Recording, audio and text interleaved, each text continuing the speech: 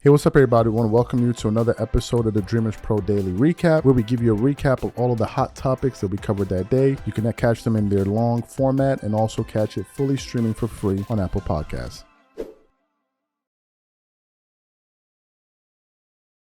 Well, it looks like Stephen A. Smith is going through his perennial I don't give a F about LeBron. I'm going to call it like I see it, and it is what it is. Right? We all know every 5 or 6 months, Stephen A. Smith kind of goes on this stretch where he just starts going at LeBron, man. He starts calling him out, saying things that most people think about him. He just recently even spoke about the fact that LeBron should have taken notes on how Carmelo Anthony is rearing his son. I think it's Kiyan Anthony on his journey to the NBA. He should have taken notes from what he's doing. It's just been one thing after the other, So what happened? Day before yesterday, because yesterday was Thanksgiving and there were no games. So day before yesterday, there was a game that the Lakers played against the San Antonio Spurs. Okay. Now, going into that game, I felt that the Lakers were going to win that game. And as a matter of fact, that's what happened. And they got the victory in a pretty much meaningless way. Now, they're talking about this on ESPN, and they're doing like a rundown, right, on some of the games that transpired throughout the night. So they get to the Lakers, and Molly Karam doing the ESPN's bidding, Clutch Sports bidding. She dresses up the topic like, you see, LeBron had another triple-double, and it is amazing. Stephen A. Smith, did you see it? We got to know what you think about it. What did you think about this wonderful, amazing, magnificent, stupendous moment? And Stephen A. Smith goes, yeah, it was all right. But LeBron was up there pretty much stat pad. And I'm like, yo, this dude is not playing with LeBron James. He not playing with son right now. So what we want to do is play exactly what he said. It's a very short clip, only about a minute or so. And then want to come back and really get into the meat and potatoes of today's show. Take a listen to what Smith had to say here. Stephen A. Smith had to say here. Let's go out west now, where LeBron showed you AJ nothing but a number. The Lakers snapped their 3-game losing streak as LeBron notched his 6th triple-double of the season and his 9th triple-double at age 39. All other players in NBA history have 1 triple-double combined after turning 39 years old. Stephen A. The king. It's nice. Nice to see. LeBron James is approaching 40. He'll be 40 next month. The man is sensational. We know this. My problem is that I'm not seeing a good Lakers basketball team, which means that we're reduced to LeBron stat pattern. That's what we're reduced to because the rest of the team won't show up and play. I'm not talking about Anthony Davis, who's an MVP candidate, by the way. Not talking about him. But where is this defense? Particularly in fast break. They're the second worst defense against fast breaks in the National Basketball Association. You know what that means, Molly? That means cats ain't hustling back on defense. Now, I'm not going to expect that from a LeBron James who's approaching 40. But, again, I'm glad that D'Angelo Russell was put to the bench because he just plays like he's on cruise control most of the time. This guy, Jared Vanderbilt, when the hell is he going to get healthy and get back on the court? So you heard what Stephen A. Smith had to say. Now, let me first of all kind of just talk about what he's referring to. So the Lakers ended up beating the Spurs 119-101 by 18 points, right? And I just want to give you guys the breakdown of the game. So in the first half, all right, the Lakers went into the half with an 11-point lead, 58-47. At that point, LeBron had 4 points, but AD had 10, Anthony Davis had 7, Rui Hachimura had 11. We get to the third quarter, all right? I want you guys to pay attention to this carefully. The Lakers dropped 37 to the Spurs 30. So now it means what? The Lakers went in with 11 plus 4, so now they're up 15 going into the fourth quarter. Pretty much beating the living hell out of them. In the third quarter, Rui had another 3. LeBron had another 4. So I think by this point he's at 8 points. AD had another 12. And the Lakers have a 15-point lead. We get to the fourth quarter, all right, and then what happens? LeBron realizes, man, I got to get my stats. So Rui plays 3 minutes. AD plays 4 minutes. Dalton Connect, who's a bench player, plays 6 minutes. And Austin Reeves plays 9. LeBron plays 9 minutes. All the other major starters pretty much didn't play any minutes with the exception of Austin Reeves. LeBron plays 9 minutes. And in these 9 minutes, he goes out there and scores 8 points. AD scored no points. Okay? 8 points, 3 assists, 4 rebounds, just to finish off the game with 16, 11, and 10. So LeBron knew, man, I needed to get my stats, because had he not played much of the fourth quarter, he would have probably finished that game with around 10, dare I say 12 points. So he went out there, got his stats, got the triple-double, so Molly Karam can open up that segment with, LeBron had a triple-double, and his followers will be over there beating their meat with a bucket of honey, looking at his highlights, talking about, LeBron, James, right? They'll be over there losing their damn minds. So that was what he was referring to about stat pattern. But I want to get to the larger conversation around this. The fact that Stephen A. Smith said that lets me know that he is aware of the chatter surrounding LeBron, which is LeBron is a notorious stat padder. No one can stat pad better than LeBron James. And LeBron has figured out that if I can find a way to get my stats, whether we win or we lose, I will be able to get people to not point fingers at me. And he exposed this truth about himself after the Miami Heat lost in the finals against the Mavs. During that summer when LeBron was getting roasted and toasted wherever he went, he had a shirt that said, "Check my stats." So even though he collapsed in the finals, LeBron was still walking around the summer like, I'm still that dude because look at my stats. So LeBron is a all-time stat padder. That's pretty much what he's been doing for the last 3 years. Stat padding. Get the all-time scoring record. I think there was another one he did. Was it assists or something like that? He got another one, right? And he's figured out that a way for me to deceive the fans is, I'm just going to go out there and get my stats. And whenever we're having a conversation, for example, of the ineptitude of the Lakers, his fans can always point at 2 things. 1, his age, and 2, look at his numbers. This is how LeBron does it. So for the fact that Stephen A. Smith is basically exposing this dirty little trick of his, shows you that, Stephen A. Smith ain't playing with LeBron. He is not playing with LeBron James. He ain't playing with him. There's been a lot of twerking going on these days for JJ Redick. We got a lot of clown-ass people out there trying to make JJ Redick seem like he's something greater than he's not. And I gotta say something. There was a clip going viral of JJ Redick having just losing his cool. I think it was during a halftime when they asked him about, or the end of a halftime or something like that, end of the third quarter or something. And they were asking him about the Lakers, and he's like, we're having horrible. I'm like, does JJ Redick have anger management issues? Because a lot of you jigaboos have been trying to pass it off as passion. And it's like, that dude looks like he has an anger management problem. So there's been a lot of twerking going on. And I've been trying to figure out why so many people are protecting him. And I said this to Gilbert Arenas just yesterday. I'm not trying to name drop, but I'm talking about an issue I'm having.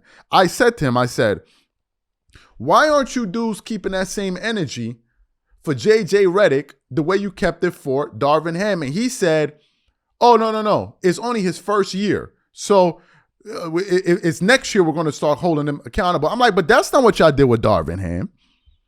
Y'all did not do that with Darvin Ham. Hold his feet to the fire. But for whatever reason, you got all of these people up here twerking it up all day long, hollering and screaming, talking about how great of a coach JJ Redick is. Going into the season, they talking about some damn, we think he the next Pat Riley. What? Really? The next Pat Riley. So we've been having people covering for JJ Redick all over. I don't understand why they're doing this, by the way. I don't understand why he gets to get a pat. I don't get it. I truly don't. So what happened? Yesterday, I'm looking at a segment on ESPN First Take, and they're doing a rundown of some of the games that took place in the NBA, and they get to the Lakers. And they start talking about the Lakers, and then Stephen A. Smith gets into this whole thing of, JJ Redick is doing a fantastic job with the Lakers. I just wish he had more he's doing a fantastic job with the Lakers, but this is the roster that he has. And what do you expect him to do? He's doing a fantastic. And I'm like, what is going on with you dudes right now? This whole thing got me tight. Like, why y'all over here defending him? and making all of these excuses for JJ Redick, talking about, oh, he is the roster that he was given. I never heard this last year. Never heard it. So what we want to do is we're going to play his comments. It's only about a minute or so. I want you guys to listen to it, and I'm going to come back and react to this nonsense. Take a listen to that there. Hachimura is a good 3-point shooter. I don't know why he's not being more assertive and more aggressive. I just look at the Los Angeles Lakers right now, and I see a few teams in the NBA that's better than them. I do want to say this, however, about J.J. Redick. J.J. Redick can coach. J.J. Redick knows basketball. His attention to detail is undeniable. They look better than they have in recent memory in terms of that attention to detail and how he's been performing. I got to give respect and love where it's due to him. I think if you give him some young thoroughbreds that can hustle up and down the court and prioritize defense just as much as they prioritize offense, I think that you'll see a far better Lakers basketball team. But right now, you got to work with what you got to work with, and you got too many guys that's living that L.A. life, and it just appears to show itself on the defensive side of the ball. They ain't interested in hustling nearly as much as they should. And that's what I find to be very, very flagrant. And I think it's holding back LeBron James and Anthony Davis. So you heard the nonsense that he said. Talking about, oh, it's the roster that is this not the same roster that Darvin Ham had last year? So why wasn't I hearing anybody talk about the roster? All they talked about was the ineptitude from the coach. But this year, it's like, oh, well, this is the roster that I'm like, yo, what is this? What exactly is going on? Why are so many people defending JJ? I don't understand it. I don't understand it. Hold his feet to the fire the way you do everyone else. Hold his feet to the fire. You're talking about JJ Redick is doing it. What fantastic job is he doing?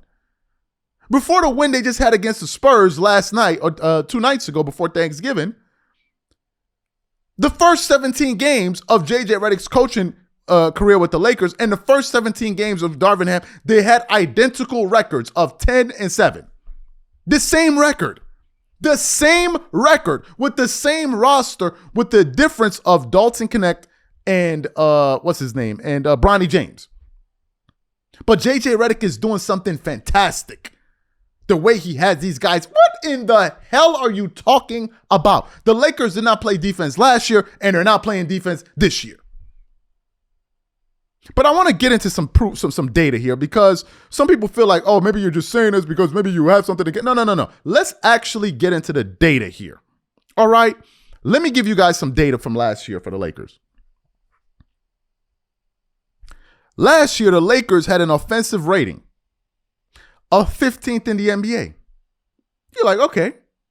This year, their offensive rating is 5. Oh, wow, that's an improvement.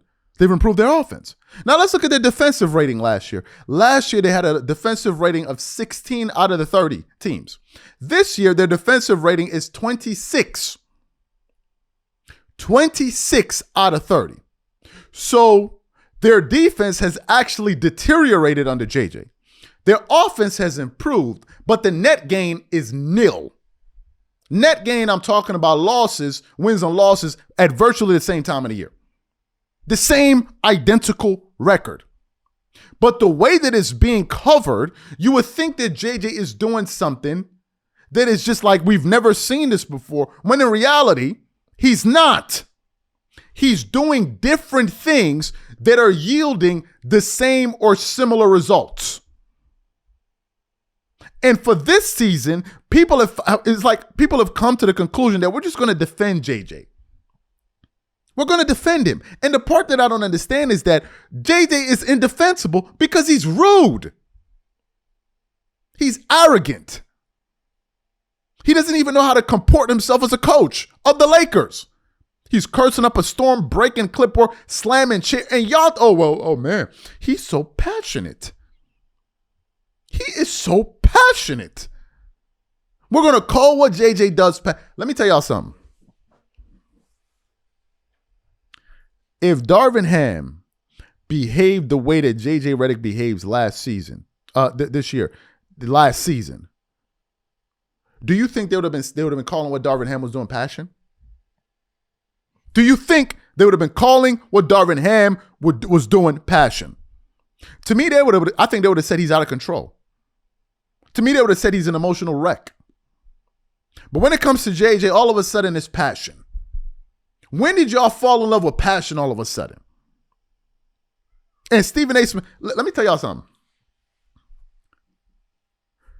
I'm 100% certain Stephen A. Smith watches absolutely no basketball games.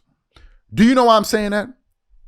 About 2 days ago, Stephen A. Smith said that these guys, the Lakers look incredible. He's doing a fantastic job, JJ Redick. Just yesterday, he's saying, oh, man, well, what do you expect him to do? I mean, what do you expect him to do? He has the roster that he has. It's like, what I don't understand. What changed in one game? They lost to the Suns. It's like, man, he's doing his best. Now, all of a sudden, it's like, well, it's a roster. And I'm like, is this guy watching these games? JJ's doing a fantastic job. Where? Based on what? What are you basing this off of? What are you basing this off of? When the Lakers went on a 6-game winning streak, he's like, the Lakers look really, really good right now. I like the job that he's doing. It's like they're playing nobodies. Are you watching these games? And I'm like, I'm not saying that, he needs to watch all of these games. No, I'm not saying that. But the analysis you're giving, it seems like you don't watch them, but nevertheless, you're very sure about what you're saying. You're very sure. Even if I listen to some of the analysis, like we need to work on the defense. And I'm like, is somebody giving Stephen A. Smith these points? Because these seem like very superficial points.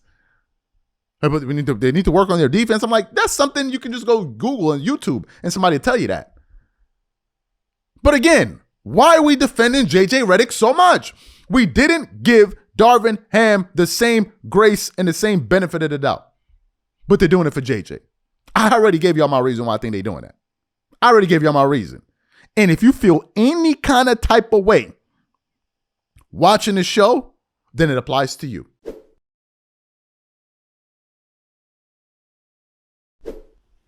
I came across a pretty funny video this morning. Where did I come across? Okay, I came across it on Fadeaway, then I clicked on the video, right? Now, you guys know there's this kind of war going on between LeBron fans and Kobe Bryant fans. It's back and forth, back and forth. And one of the things that LeBron fans like to always point to is Kobe's inefficiency in terms of his field goal shooting percentage, right?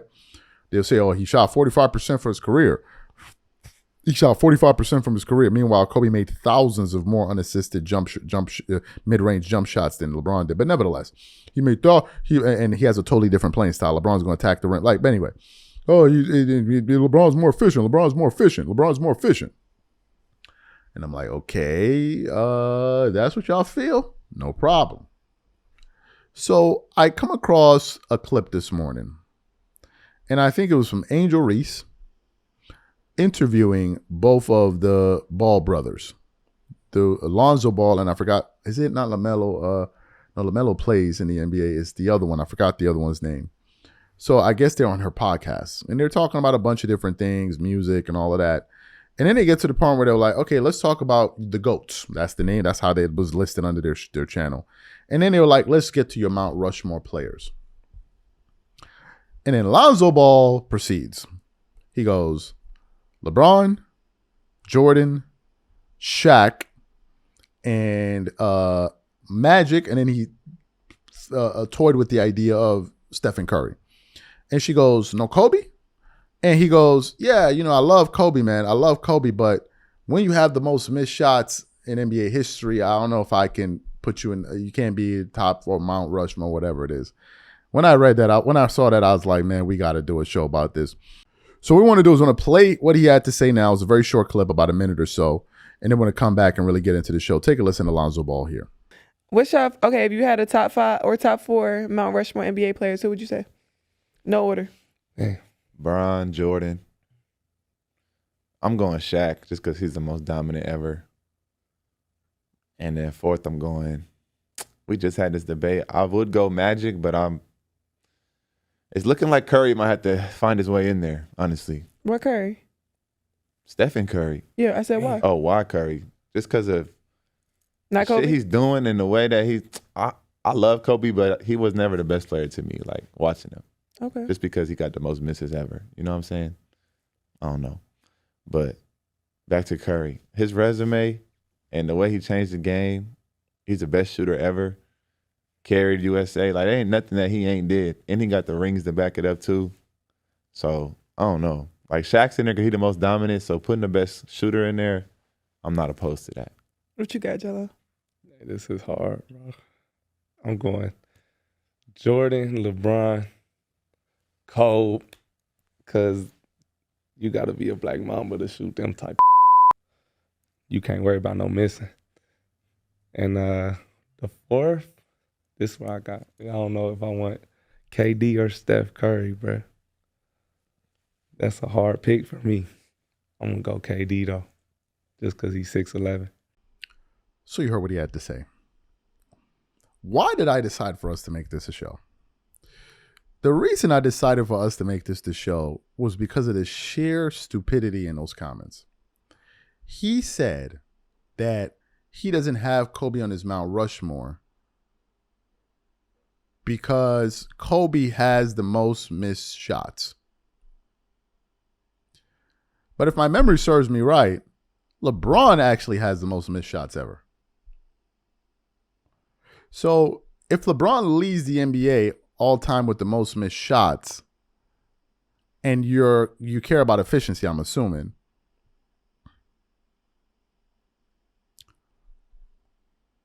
how does LeBron make it on your Mount Rushmore? If you're concerned about that.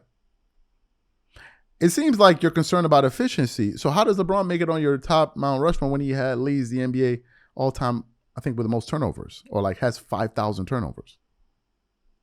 To me, Lonzo didn't want to put Kobe in his top 5 or top 4, whatever the hell you want to call it.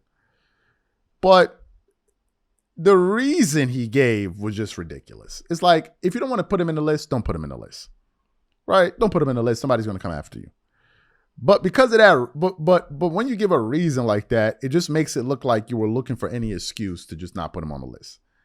And then to give the reason for why you don't want to put him on the list and then have that be the same thing that you have another person on the list makes no sense. Now, we begin to ask, okay, so why is LeBron even on your list anyway?